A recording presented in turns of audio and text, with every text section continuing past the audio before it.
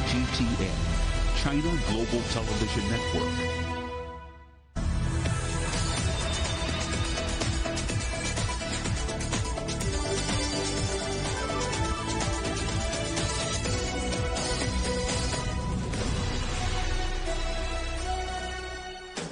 Live from London, this is Global Business.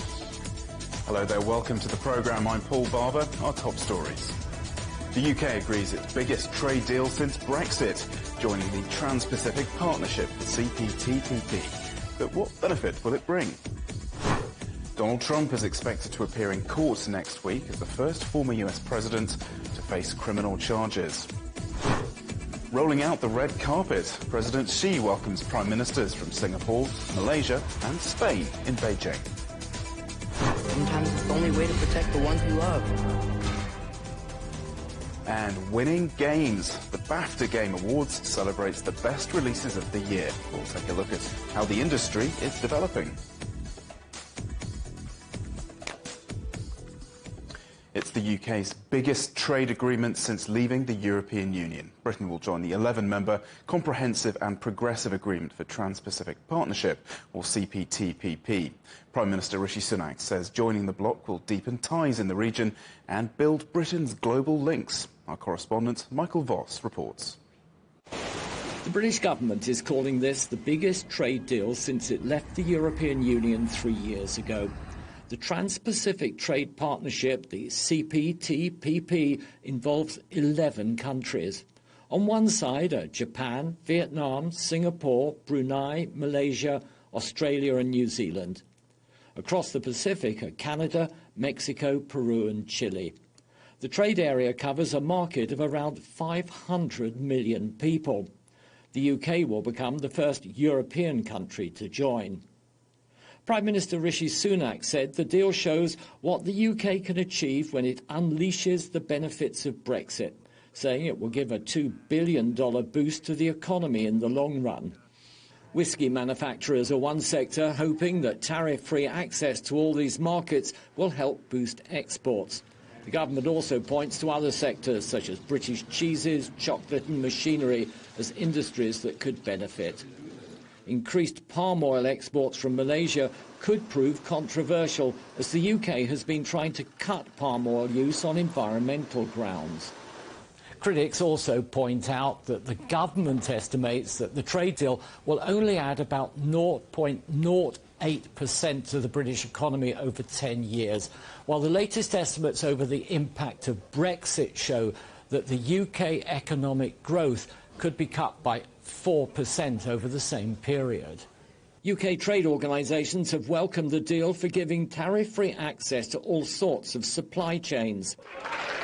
The CPTPP was formed at a summit in Chile back in 2018. The original plan was to include the United States, until former President Donald Trump pulled out. Others, including China, have applied to join, which would mean even greater trade prospects. Michael Voss, CGTN.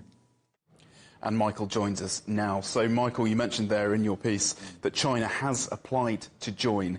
Is that likely to happen soon? Paul, I think the feeling is that it's not going to be a rapid move, this. The trade bloc has very strict rules on things like tariff elimination and trade and investment liberalisation. Now, China is saying that to join the pact would actually deepen its economic reforms and speed up its opening up of its economy. There are issues such as industrial subsidies for state-owned enterprises. These sorts of things need to be sorted out. There are others looking to join, including Taiwan, Costa Rica and Uruguay, and maybe the two Latin American countries may be in first. OK, and what about the UK? Other trade deals in the offing with other countries or other blocs, other regions? Well, the one that the UK really wants is a trade deal with the United States. Yeah. That's been put on hold up until now because of the problems in Northern Ireland with that trade issues. This recently signed a deal with the European Union to liberalise, open up that trade and get rid of some of the problems may make a difference. But this is the one that Britain really wants. OK, we'll see, Michael. Thank you very much for breaking that all down for us, Michael Voss there. Well, Vicky Price is an international economist, and she joins us now for more analysis on all of this. So, Vicky, thanks very much indeed for coming back onto the programme. What kind of expectations do you have for the UK joining the CPTPP? Doesn't exactly roll off the tongue. You know, how big a win is it for each party? I think it's quite an important step in terms of looking outwards. I think post-Brexit, this is what the government has been trying to do with all the deals that it has already signed, and the ones that, of course, it signed as rollover deals from whatever the EU had already arranged with other countries. So just to bear in mind what's been going on, we've signed about 71 deals so far. This one that you were talking about today hasn't been signed yet. But 69 of those were just rollover deals that were already in existence when we were part of the EU. Now we left. We wanted to at least continue for a while having, similar access, if you like, to some of the markets as we had before. But of course, this particular deal, if you add to that, of course, Australia and New Zealand, and also the discussions we've been having to deepen a little bit what we're doing with Japan, because again, we've signed a deal with Japan, a rollover one from what the EU already had. With the expansion into different areas, now, of course, we're talking about Trans-Pacific areas and countries, widens, I think, the remit of what we want to be looking at ahead. But remember, we do have a World Trade Organization which is supposed to be encouraging a reduction in tariffs, certainly for goods, and also for non-tariff barriers as well, that they should be coming down over a period of time. What is going on instead is that we're having all those bilateral agreements, if you like, and various regions getting together to facilitate, if you like, this trade opening, which absolutely needs to take place rather than necessarily relying on multilateral agreements. And that messes up things a little bit. And of course, for the UK, we still have a big market, which is the EU, and that is the one where I think some of the negative aspects have taken place already, where we've seen our trade with the EU being reduced and our trade intensity in the UK being reduced as a result of Brexit. Of course, that's right on the doorstep here. The government in Britain is saying in its strategic paper on this that it expects the deal will boost GDP by just 0.08% over about a decade. So critics are saying this is rather small fry, but you can see some good outcomes for the UK from this. Well, what you can see is that particularly if it expands and it has the other countries joining, and you've just been discussing that, but that could be a positive. But if you look, though, at the 11 countries that make up that partnership for the moment, we already have deals with 9 of them. They're not free trade deals, they're just trade deals. It's only really Malaysia and Brunei with whom we don't have an agreement at present.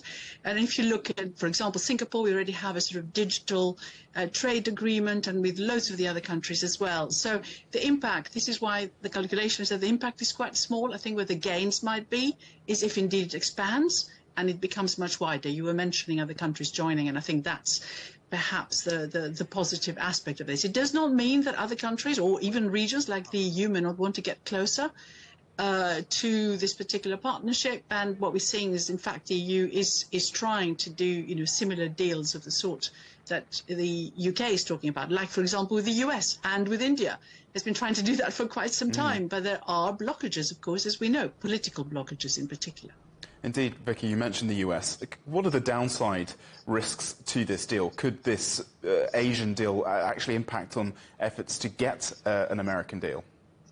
Not really. I think the American deal is one that isn't probably going to happen before the next presidential elections. And the impression we all get is that President Biden certainly doesn't want to get involved in doing trade deals right now. He has quite a lot of other issues to deal with, in particular, of course, how to stimulate the economy to move towards green investments. As we know, with the Inflation Reduction Act, and the EU is trying to do something similar and negotiate, at least with the US, that EU companies are not excluded from this. So there's a lot going on, which is, if you like, at the periphery of a trade deal, if you want to call it that, because there are so many things at stake right now in this area, and they do require very careful diplomacy, I think, from both sides, so we don't end up, in fact, with a trade war rather than getting closer together.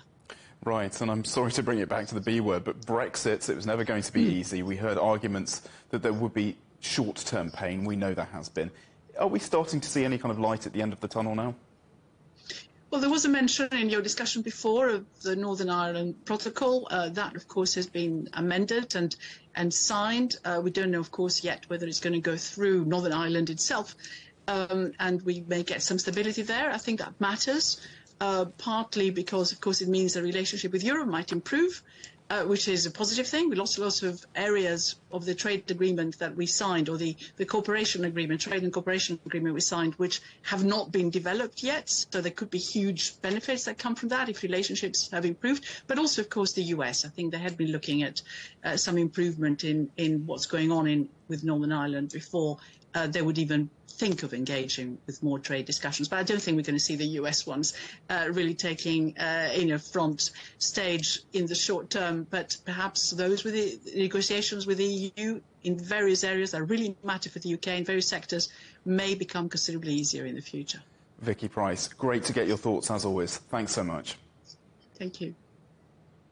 Chinese tech giant Huawei says it's out of crisis mode as it posted a small increase in annual revenue, but that was accompanied by a 69% plunge in net profit. Our correspondent Li Jianhua breaks down the company's annual report. With harsh winter for the China-based tech giant Huawei, in its newly released annual report, Huawei recorded a 69% year-on-year decline in its net profit, and this has been the biggest annual fall since 2011. So here, let's have a look at Huawei's net profit over the past 5 years. It saw steady growth from 2018 to 2021, despite headwinds from the coronavirus pandemic, then a big drop to about 36 billion yuan in 2022. That's slightly over $5 billion. And the company's rotating chairman, Eric Xu, blamed the sharp decline on external factors. Those external factors included U.S. sanctions on Huawei. The tech giant was put on a blacklist in 2019. A year later, Huawei was cut off from key chip supplies. And this is part of the reason why Huawei had the least presence in the Americas, as we can see from the chart over here. And what also draws attention to the company is the presence of Meng Wanzhou, who returned to China in 2021, following nearly 3 years under house arrest in Canada.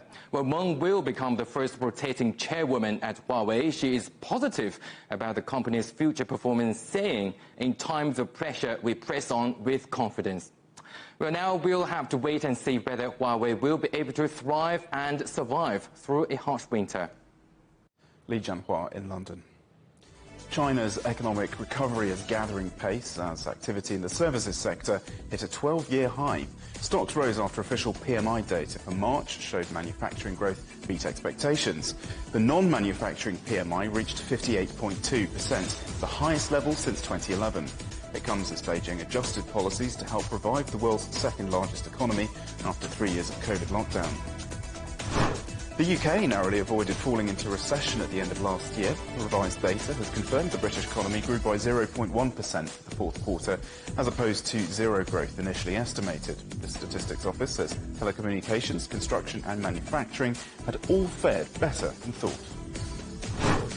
American bank Wells Fargo has been fined almost $100 million for violating US sanctions against Iran, Syria and Sudan. The Federal Reserve says Wells Fargo provided a trade finance platform called Exim Bills to an unnamed foreign bank, which used the platform to process banned transactions. Donald Trump is expected to appear in court on Tuesday as the first former US president to face criminal charges. Trump was indicted on Thursday by a grand jury in New York City over an alleged hush money payment to an adult film star during the 2016 presidential campaign. Trump denounced the indictment, calling it political persecution at the highest level. The unprecedented legal case has the potential to reshape the American political landscape ahead of next year's election. Our correspondent John Terrence is live in New York. John, what is the latest? Well, the whole country had a wow moment last night when this news came through. We were told that the grand jury wasn't going to meet for another month and that the earliest this would happen, if it happened, was the end of April. And then all of a sudden, out of the blue, as I say, this wow moment. It is legal and political history that is being made in the United States. Never before has a former president of the country been criminally charged until now. And the charges against him at this moment remain sealed, but they follow a grand jury in Manhattan voting the end of Thursday here to indict President Trump. And according to the Associated Press news agency, he will be here in New York at 18:15 GMT next Tuesday to be what they call arraigned. Now, as for those charges, they're sealed. We don't know what they are. Nobody does. But everyone's leaking in this case, as you can imagine. And we think that there's going to be 30 or more charges, in fact, and that they will center around the mismanagement of documents and basically business fraud. They stem from a payment that was made to an adult actress, Stormy Daniels, to basically as hush money, prior to the 2016 general election. Now, my understanding is that the charges are going to relate to the way in which President Trump and the Trump Organization characterize those payments in formal campaign finance documents. That's what I think it's going to be. Now, President Trump himself is hitting back. He's very quick off the mark. He called it political persecution and election interference. He said that the indictment basically weaponizes the justice system in America and said that it was doing Joe Biden's work for him. Joe Biden's dirty work, in fact, was the quote.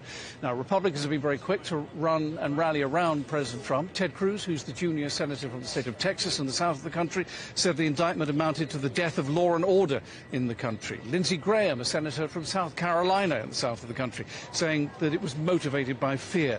And even Mike Pence, who was the vice president under President Donald Trump during those 4 years, said that the indictment was outrageous. No comment from the White House. Joe Biden left there this morning, said simply no comment. And I think from Americans' point of view, it rather depends on where you stand. If you think that Donald Trump is a scoundrel, then you'll be pleased about this. If you think, on the other hand, that he's a man of the people and is being mistreated by the authorities, then you'll be very unhappy about it. Paul. And John, all eyes of the world then going to be on that court at 18:15 on Tuesday. In the lead up to that, could there be even more drama? Well, you know, Paul, I mean, that's the point. The whole Donald Trump presidency has been a drama. And everything that's happened in the years since he stood down has pretty much been a drama as well.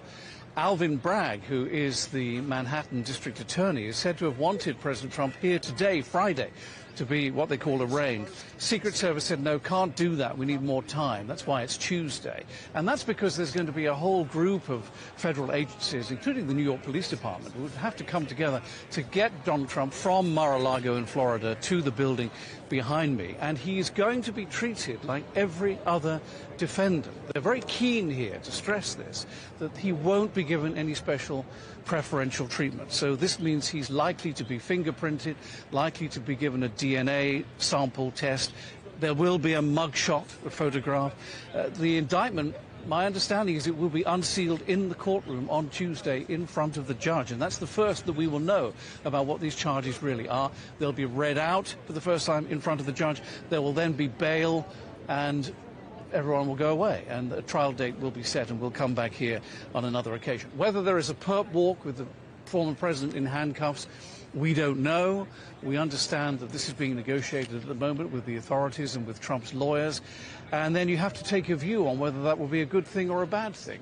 On the one hand, it will be, you know, quite a shock to see a former president in handcuffs doing the perp walk coming into this building behind me. On the other hand, it could be a tremendous sort of campaign funding, if you will, for President Trump, who still is and still can, even if he's convicted, run for the presidency again in 2024. John, let's talk a little bit more about that then. So you have these amazing, unprecedented optics, you know, the perp walk, the mugshot. That will have a big impact on the presidential campaign next year, won't it?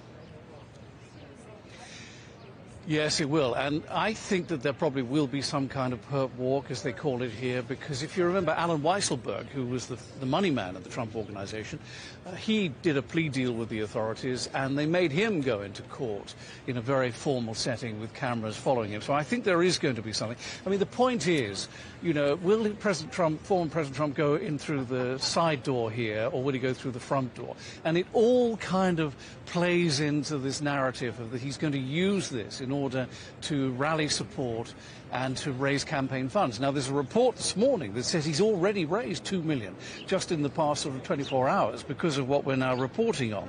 And the other thing we don't know for certain is what his supporter reaction is going to be. We don't know how his brand, if you will, or his standing in the country has been affected by this, particularly among people who he will need to vote for him if he runs in 2024. He's running, but if he wants to win in 2024, you know, he's going to need to appeal to people who are watching this and saying, well, I don't know about this man.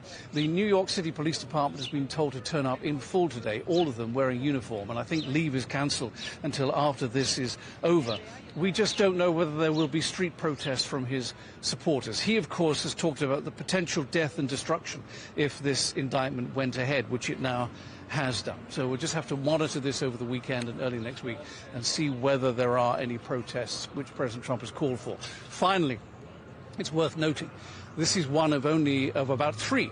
There are two other cases, one in Georgia and one surrounding January the 6th, 2021. At which President Trump may end up being indicted in some form. So it's the first of a long process, I suspect. But still he intends to run in 2024, and he's eligible to, even if found guilty here. Paul? A lot more drama still to come. John Terrett, thank you very much indeed.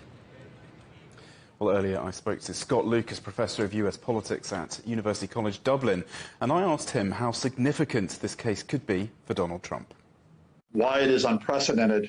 The closest that a president, former president, has come before in the U.S. to criminal charges is probably Richard Nixon after the Watergate affair of 1974. But when Nixon resigned as president, before he could face criminal charges over the break-in and the cover-up against the Democratic headquarters, his successor, President Gerald Ford, pardoned him. Now, in this case, Donald Trump had investigated pardoning himself. He wasn't able to do so. So he was liable, not only in this case, but on others, to face prosecution, both civil and criminal prosecutions. Indeed, only a few months ago, the Trump Organization, Trump's business, was found guilty in a New York civil case and paid a heavy fine, and it was found guilty in a criminal case. And one of its top executives was found guilty and received a sentence. So, no, we have not come this close to a former president going on trial over what reportedly are multiple felony charges, but we haven't faced a former president who's trying to get back into the White House facing a trial, or indeed facing possible trials on other cases revolving around, for example, election interference, the Capitol attack of January 2021, and other Trump business and tax practices. So let's talk a little bit more about that. There is an election next year, a presidential election. Constitutionally, where does this leave Trump's bid for re-election? Does this indictment stop him in any way from running? No, I mean, legally it has no effect on the candidacy because you can be indicted and still run for president, and you can even be convicted of a felony and still run for president. There's no prohibition in the U.S. Constitution against that. Now, if Donald Trump happened to be reelected president at the same time that he was convicted and possibly face prison, there is a provision which says that a federal official can be removed for crimes. But we've never faced in terms of invoking this against a president. So not sure where we go there. What I can tell you is what is already happening.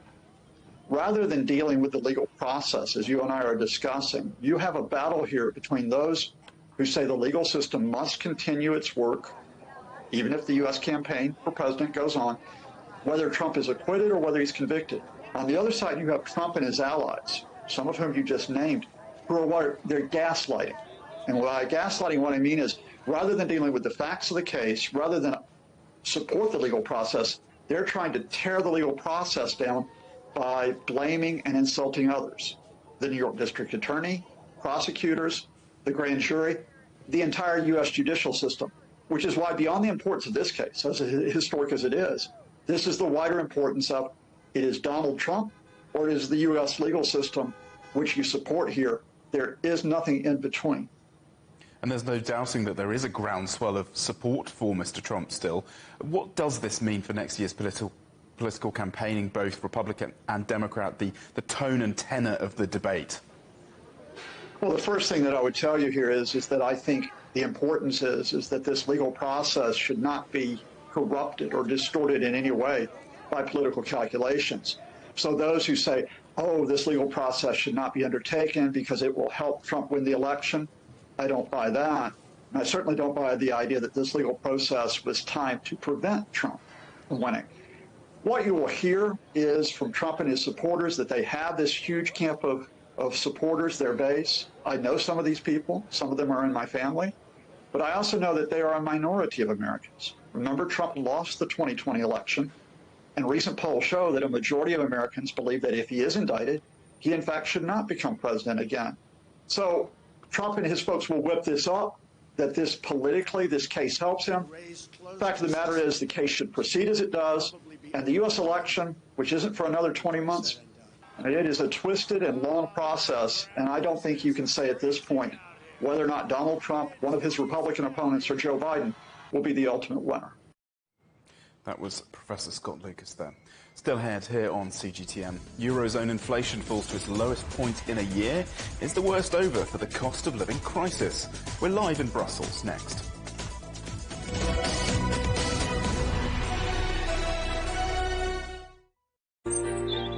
Ever wondered what's the difference between a bear and a bull market? Where are the cash cows? And who are the lame ducks? And what exactly are black swans, grey rhinos, and unicorn companies? Make sense of it all with Global Business, only on CGTN. There's a new agenda for a new world, accelerating change in almost every part of our lives. It's shifting the norms of how we work, travel, and connect. How we think, interact, and develop. It's a new reality, a new agenda with me, Juliet Mann.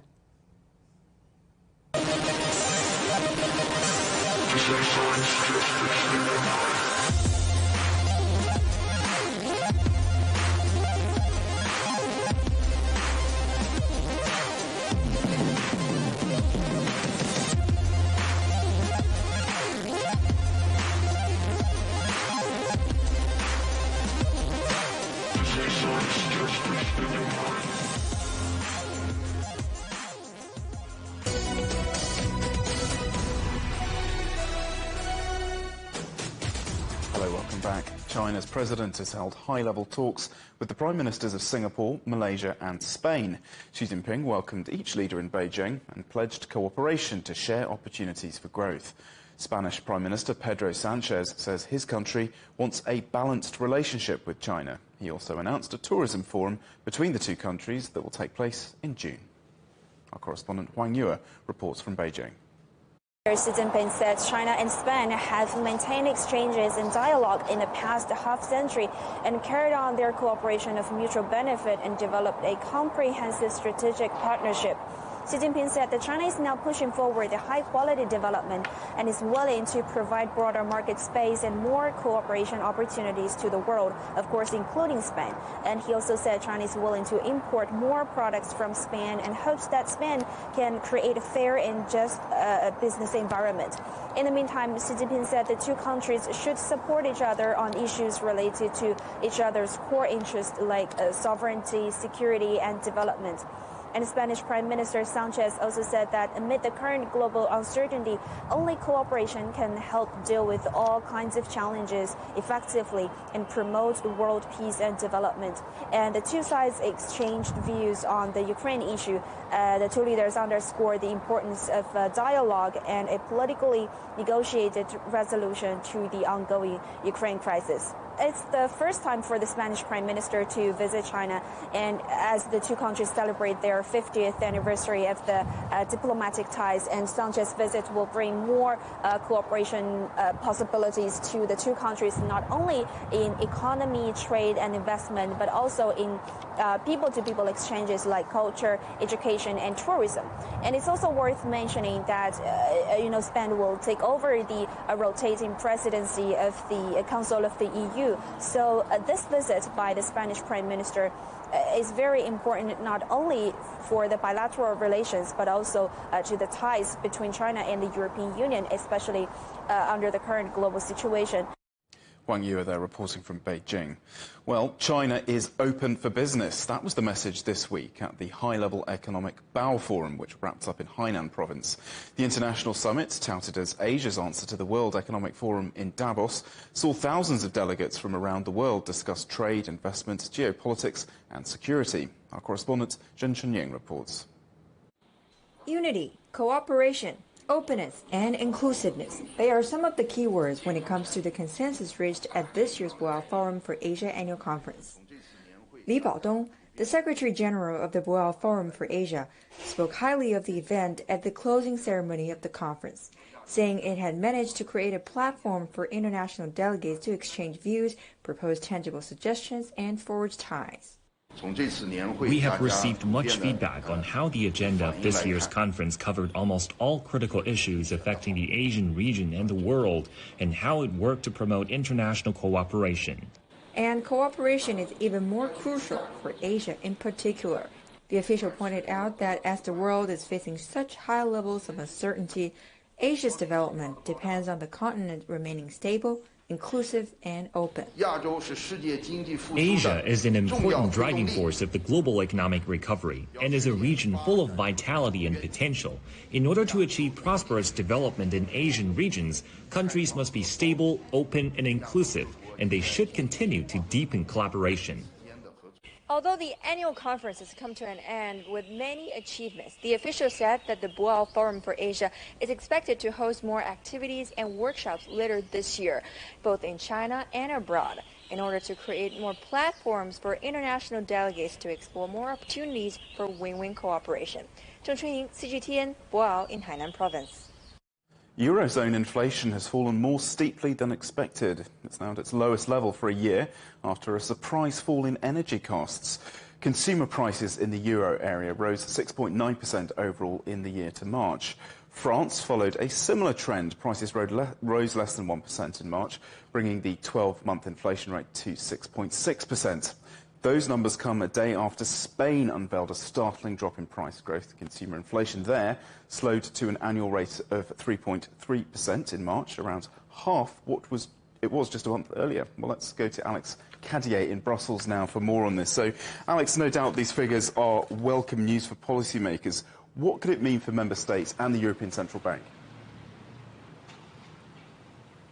Well, it's very good news on one hand because it is the steepest drop ever recorded month on month for inflation in the Eurozone. So we're at 6.9%. Last month we were at 8.5%, and that pales in comparison to last October, which was the record high of 10.6%. But having said that, you look back just over a year ago, and certainly before Russia's invasion of Ukraine, the Eurozone was posting closer to 4%, 3%, 5%. So this is still high, but much lower than it's been for the last few months. And it is a significant drop from February, as I said. So that will be good news. But if you dig a little bit deeper, look at the numbers, look at what this means. For the last few months, that inflation has been driven up by energy, and right now it's being driven back down by energy prices, which are really tumbling over the last few weeks and months across Europe. However, the core inflation, that's excluding food and energy, which are seen to be as quite volatile prices, core inflation is still up. It's still at a record high. That means particularly for industry, for households as well, but particularly for industry,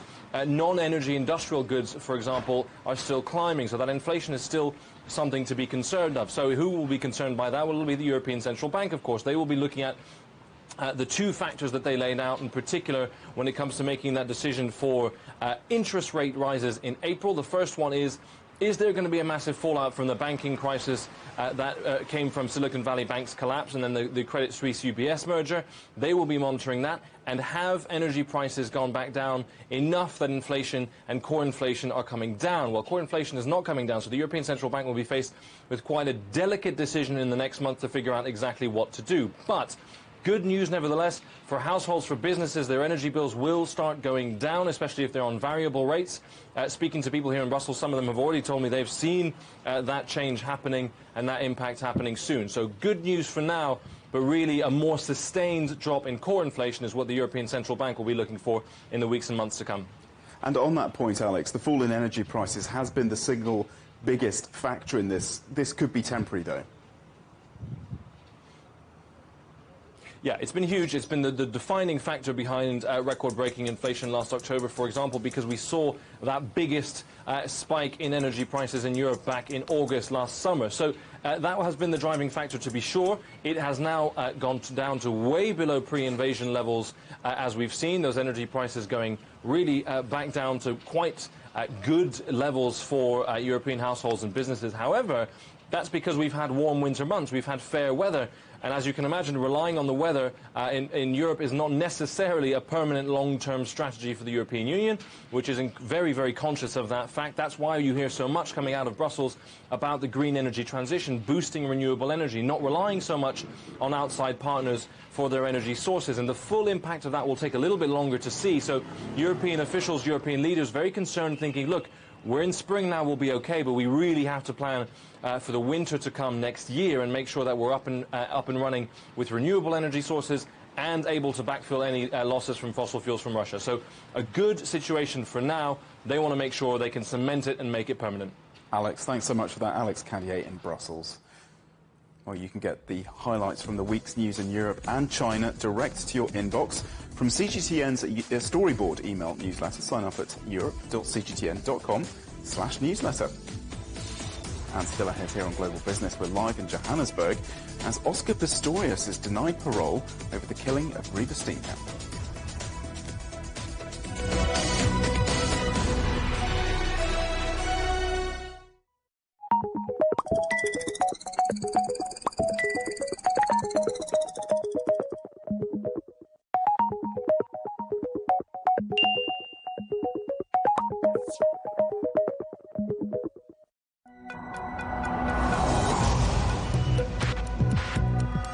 Each day, there are millions of stories.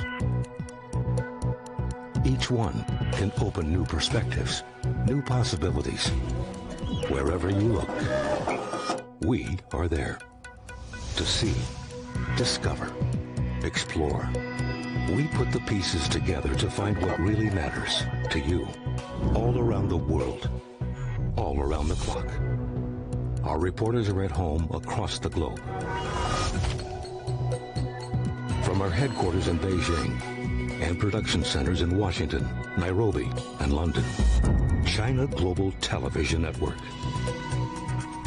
Stories from across the globe, reaching people across the globe. CGTN. See the difference. Facing the unknown is always difficult. In a world in turmoil, it's easy to lose orientation.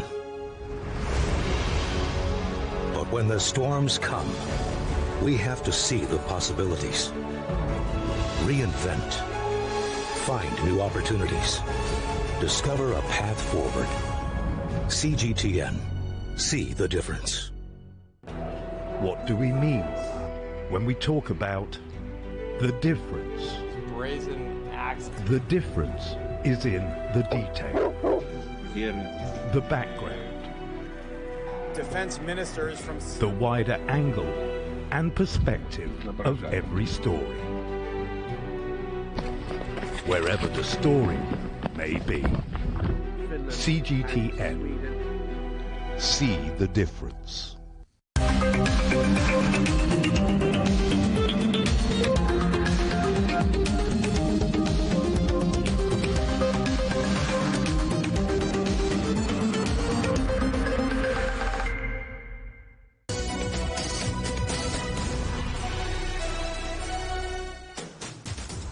Hello, welcome back to Global Business Europe with Paul Barber. The headlines again. The UK agrees its biggest trade deal since Brexit, joining the Trans-Pacific Partnership, the CPTPP. Donald Trump is expected to appear in court next week, the first former US president to face criminal charges.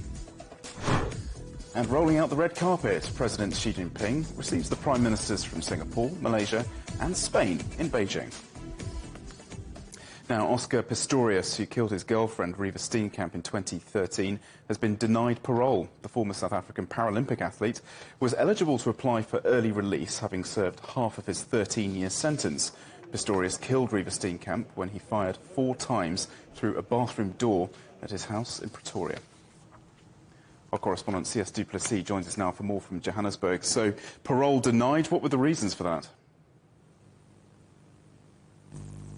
Paul, that's correct. Parole has been denied. It was a strange turn of events today. Around 10 o'clock this morning, the world's media descended on Atteridgeville Prison, where June Steenkamp went before the parole board. She gave her side of the story, the reasons why they opposed the parole. Oscar Pistorius then appeared before them separately, so they weren't ever together. But at the end of the day, it came back that due to the Supreme Court of Appeals clarification order that was presented to the parole board back on the 28th of March, that he had not served enough of his sentence. In South Africa, criminals that have served half of their sentence are eligible for parole. But it turns out, with the debate when exactly the sentence started, Oscar Pistorius has not served enough time to be eligible for parole. So it's been a strange turn of events. The Correctional Services Department of South Africa have been grilled for this because it's been a bit of a farcical turn of events. So at this stage, Oscar Pistorius will have to wait until August 2024 to have another shot at parole. So it's a long wait, 17 months away, but today has ended up in parole being denied. And what has the reaction from Riva Steenkamp's family been to this? Shortly after the decision was made, Tanya Kuhn, who is the attorney for the Steenkamp family, said that June and Barry Steenkamp welcomed the decision. Of course, they said it was not cause for celebration because they still missed their daughter Riva. They believed in the justice system and hoped that justice would prevail going forward because they've said from the onset they opposed to the parole. They don't believe Oscar has shown remorse. They don't believe he's rehabilitated at all. And in fact, at the end of the day, when Barry Steenkamp went to see Oscar in the victim offender dialogue last year in Kabeja, he said that Oscar didn't admit to killing Riva and said it was an intruder. So they don't feel that he has shown enough remorse to warrant getting parole. So it's one of those cases, and Oscar Pistorius continues to divide South Africa, with a lot of people thinking that it's done and dusted, it's old news now. But in a country where gender-based violence is still firmly in the spotlight, many feel Oscar Pistorius has been made an example for that tragic incident that happened 10 years ago. C.S. Duplessis in Johannesburg. Thank you. At least 36 people have died after the roof of a well collapsed at a temple complex in central India. Police said dozens of people fell into the water when a concrete slab covering the 18-metre-deep well gave way. It happened as people were gathering to celebrate a Hindu festival. Authorities are investigating the cause of the collapse. Belarusian President Alexander Lukashenko has called for a truce and for talks without preconditions to begin between Russia and Ukraine. In an address to the nation, Lukashenko warned that if Russia felt its existence was threatened, then it would be forced to use nuclear weapons. He also alleged that Western countries intended to invade Belarus. The head of NATO says Finland will formally join the military alliance in the coming days. It comes after Turkey's decision to ratify its accession during a late-night vote in Parliament. Ankara had delayed Finland's membership bid for months, accusing the Nordic nation of supporting terrorists. But recently, President Erdogan gave his approval, praising the country's concrete steps on Turkish security. Meanwhile, voters in Finland head to the polls on Sunday to elect the country's next leadership. It's expected to be a tightly contested race between three parties as Prime Minister Sanna Marin's Social Democrats fight to secure a second term running the government. Alyosha Milenkovic reports from Helsinki. Political parties are ramping up their campaigns, hoping for more last-minute votes. At this place in the center of Helsinki, political parties present their programs to the voters. And the politicians are coming here to meet their voters who can choose which political option is the best for them. This is a true political market. And as it turns out to be, this type of political marketing isn't characteristic just for the capital. Some half hour by train is a town of Vantaa. Every weekend there is a makeshift market in one of its suburbs. This time, besides the fairground attractions, fresh flowers and handmade baskets, there are political activists who try to sell their ideas and candidates to the market visitors. And the visitors came here with clear expectations. Everybody must have enough money to live on. Education and healthcare must be taken care of, or at least the level of service doesn't drop. Even one of Finland's top political figures came here for one-on-ones with the voters. Riikka Purra is the leader of the nationalistic Finns party, and she shared with us her opinion about what comes next after the elections. Useampi puolue on ilmoittanut, että meidän kanssa ei yhteistyötä tee. Several parties have announced they will not cooperate with us. The largest of them is the Social Democrats. If Sanna Marin was serious and it was not an election strategy, we would likely negotiate with the Conservatives. Neuvotellaan sitten kokoomuksen suuntaan. And here is Sanna Marin, Finnish Prime Minister and the leader of the Social Democratic Party at the TV debate on Finnish national television. Although the opinion polls predict her losing her job as Prime Minister, she's keeping her optimism high.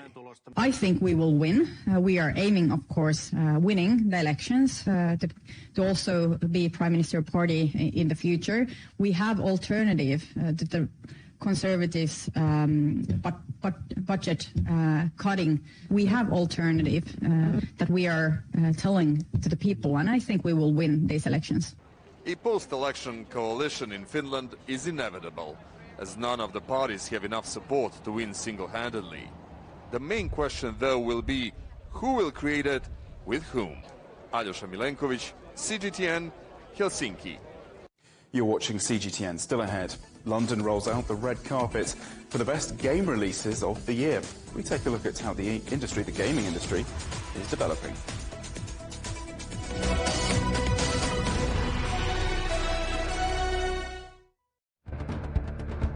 Events have consequences. Words create impact. Unprecedented scenes that we saw. The clean-up operation is now well and truly underway. Parts of southern Europe remain in a state of emergency. Context gives meaning. People make history. Far more than 1,000 people have come here today. But authorities are still on high alert. So into the attention of world leaders. A complex world demands a comprehensive view. But with the cleanup efforts more or less under control, the economic impact is bound to ripple across the country. There's plastic pollution everywhere. Because the world today matters for your world tomorrow. This is the living area of the crew. And in these mountains, they recently finished building a power plant. Well, this is something completely different. The world today, every day on CGTN.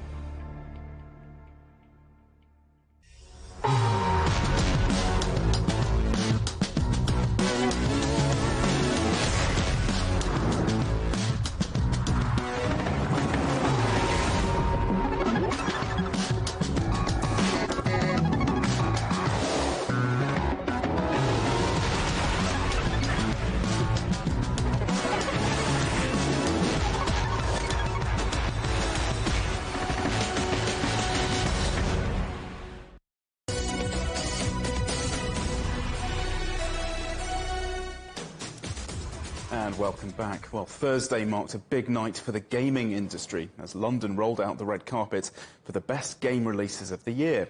The annual BAFTA Game Awards saw action game God of War Ragnarok take the lion's share, going home with 6 trophies out of the 14 nominations, while Vampire Survivors took the biggest prize of the night for best video game.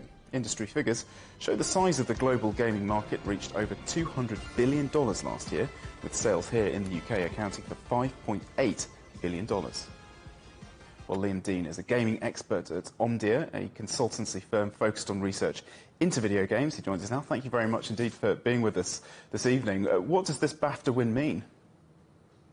Yeah, the BAFTAs are an interesting award ceremony for the games industry because they're one of the few awards that really reaches beyond the industry itself. There are other award shows. We had Game Developer Awards last week, for instance, but they don't attract a lot of attention in the wider world. So the BAFTAs are one of the few opportunities where games get to reach out into a broader set of media and some audiences that they wouldn't necessarily normally be exposed to. And for creators as well, the BAFTAs are really significant because of their association with more traditional media, and they help to give some extra legitimacy to video games as an art form on par with cinema or TV. And which are the top gaming companies in the industry right now? Yeah, I mean, it's a very varied industry. There are a lot of companies that are playing important roles. Traditionally, the big players would have been the console platform holders, so the companies that manufacture and sell the game's consoles. Sony, Microsoft, Nintendo, they've dominated that market for the last 20 or 30 years. But it's becoming more varied. There are other companies that are starting to play a bigger role, especially as we see the rise of more gaming on smartphones and in different regions as well. So actually the biggest company in the world right now, or the biggest games company in the world right now by revenue is Tencent, which is a Chinese company. And we also have NetEase, another very big Chinese games company, in the top 10. So there's a lot more variety these days in the sorts of companies that are playing a big role in the games industry. So you mentioned there's 2 Chinese companies, also Nintendo, Sony, and Microsoft, so American and Japanese countries or companies. Which other countries are we seeing represented in the industry?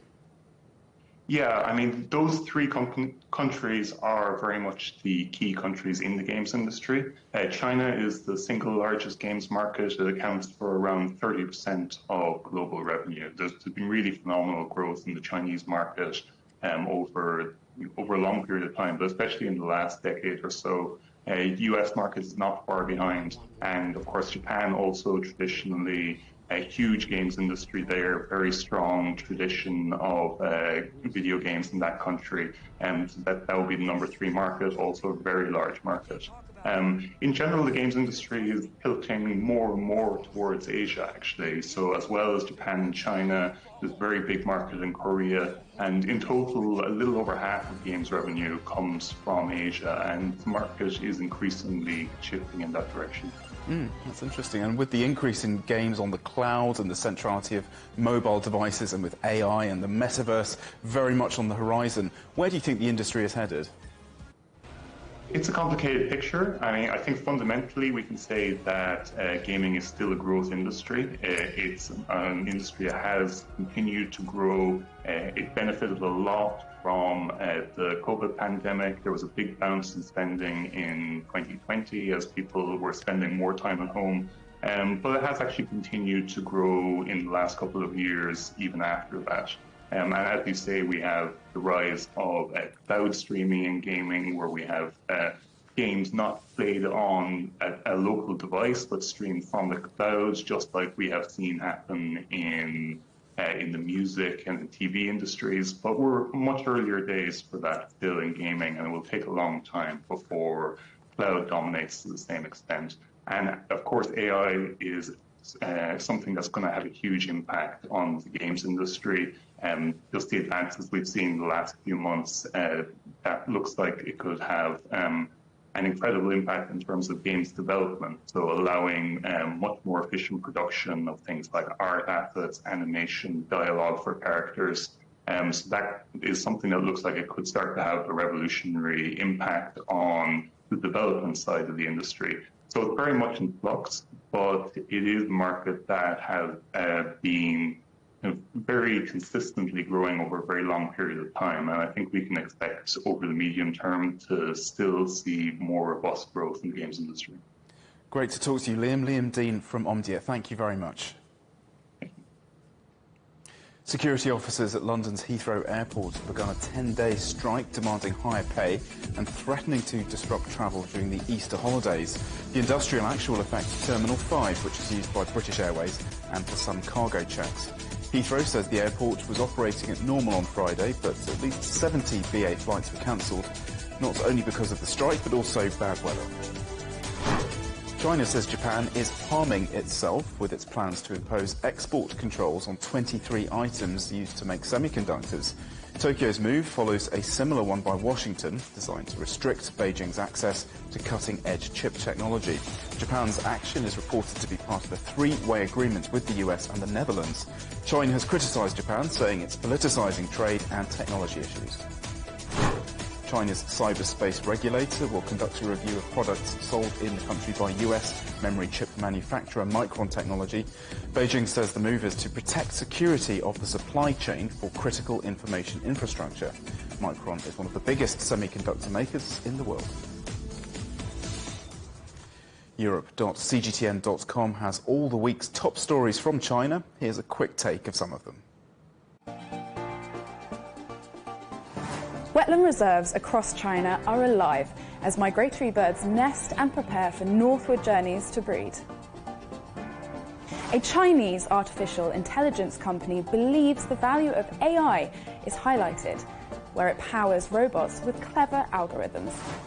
A Chinese breakthrough shows the Yangtze sturgeon can reproduce naturally in the wild for the first time in 23 years.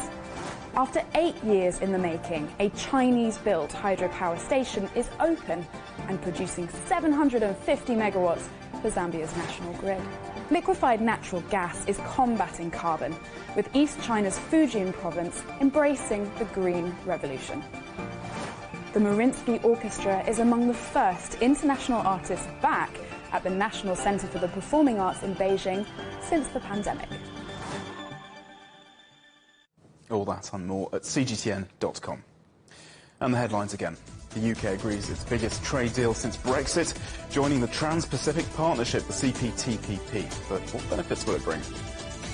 Donald Trump is expected to appear in court next week as the first former US president to face criminal charges. And rolling out the red carpet, President Xi welcomes prime ministers from Singapore, Malaysia and Spain in Beijing. And that is Global Business Europe. Thank you very much indeed for watching. More on all our stories at europe.cgtn.com and follow CGTN Europe on Twitter, Facebook and Instagram. And you can go to CGTN Europe's channel on the Telegram app, or you can scan the QR code on the screen right now to get your stories and updates sent direct to your phone. Up next, it's CGTN Africa Live. We'll see you again on Monday, same time, same place. From all the team in London, bye-bye.